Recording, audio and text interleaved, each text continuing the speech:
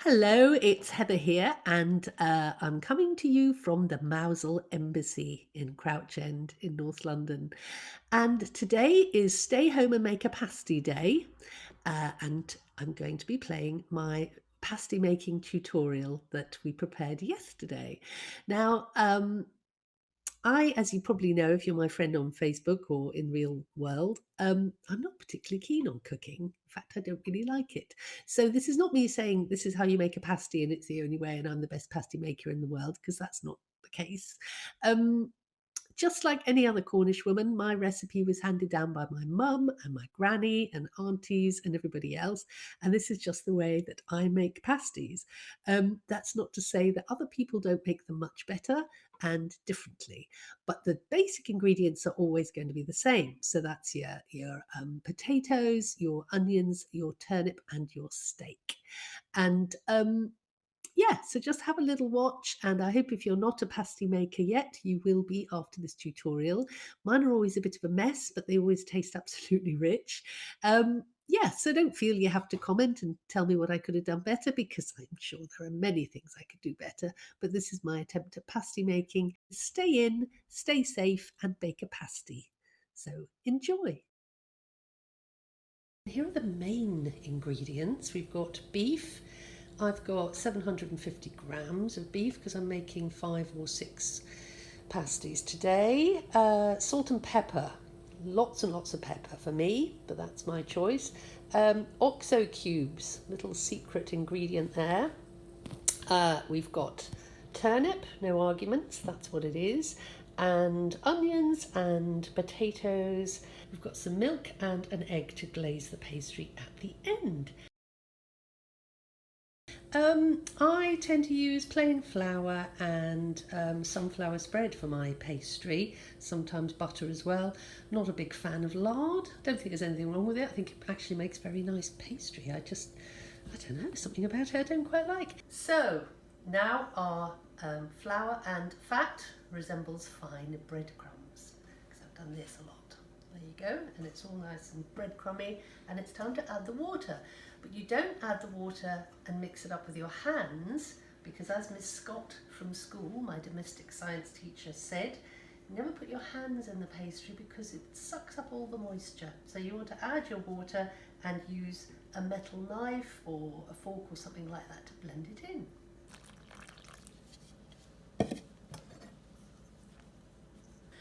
Right, now the amounts that I used for making 5 pasties. I used 2 pounds of flour and 1 pound of fat.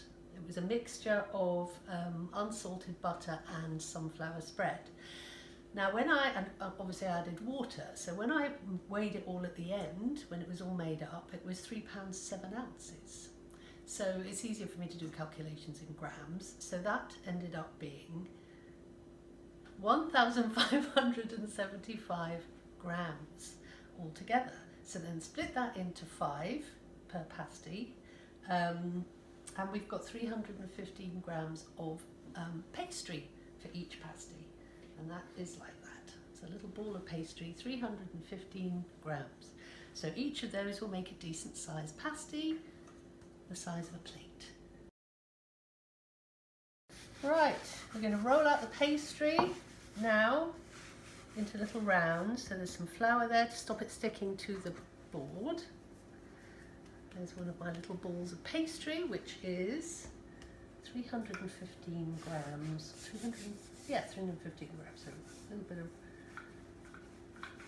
flour there. There we are.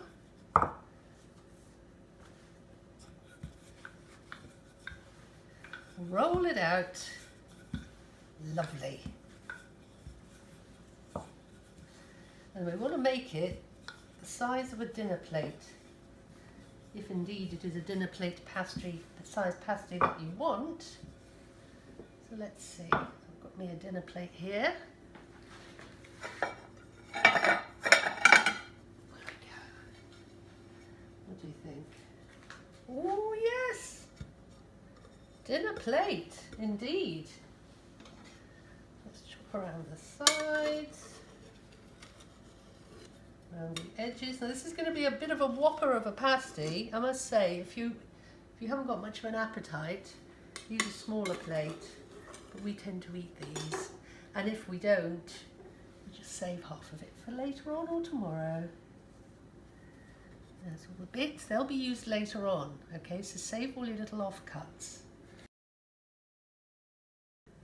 Right, so what I've done with this pasty is I've taken a handful of potato, turnip and onion and put them in sort of layers and mixed them up a bit as I went, adding bits of pepper and salt as I go. Now some people like a bit more pepper, some people like a bit more salt, so you have to remember whose pasty you're making as you go. And then we indicate their name on the top of the pasty with an initial in the pastry that you've saved from your chopping out. Anyway, yes, so I've put these on. I'm going to put a bit more potato at the top, because what we don't want is for the beef to stick to the pastry. So you have a little layer of potato at the top, just to make sure that nothing sticks. Oh, there we go, a few of those. There we go, and then we'll add a little bit of OXO, with sprinkles of OXO cube like that, and some butter, a nice healthy knob of butter to the top, which will melt and go down through your pasty, making it rich and delicious. So I've just added a tiny bit of water to this as well, just to encourage the juices. So I've got some water on my fingers. I'm just going to run it around the outside of the pasty, like that, and then the fun begins. So we try and get it over to one side, and then you lift the pastry over the top and roll like that. So you've covered your meat and potatoes and turnip and onions, and then another little bit of water on the fingers, run that around there like that. Now everybody's got a different crimping technique, and mine is terrible. I'm not a good crimper. Some people are very neat and some people are very marvellous with their crimping, but I'm not. So I just pray that it's going to stick together and hope for the best. So I just kind of roll it up like that and then kind of bend it a bit, twist it in. That's not a great crimp. I would never get a job in Warren's or Auntie May's.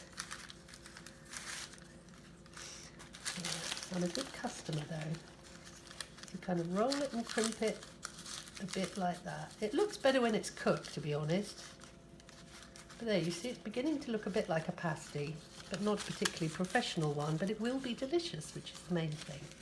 So there. Now, it's a bit blobby. What we need to do now is make a couple of holes for the air to come out. A few little holes there for the air to come out. If at this point you've forgotten to put some water in your pasty, never fear, you can always get a little syringe or something and just squirt a bit of water in there. And then we take our spare pastry and we make the initials of the recipient of the pasty. So as you will remember, the pasty rounds were all on a piece of baking parchment, and I've assembled it on the parchment, and now it's easy for me to lift it on my baking tray. Ready to go in the oven. Right, well, here we are, 5 pasties. Let's not linger too long on the presentation, because the one time that I actually decided to commit my pasty making to camera, it's a bit of a wreck, visually speaking, but I think it's actually they're gonna taste nice. That's the main thing. Oh yes, sorry, I glazed it with milk and egg. That's why it's looking a bit soggy. So we're going to go in the oven. Well, the pasties are going to go in the oven, although I may follow suit.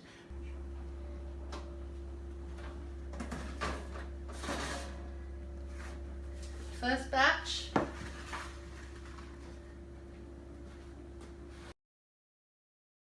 Right, we're not in a bag, we're on a plate, and here we go. We cut through and reveal the soft and squishy inside of the pasty. Look at that. Juicy, warm, soft, and delicious. Thank you very much.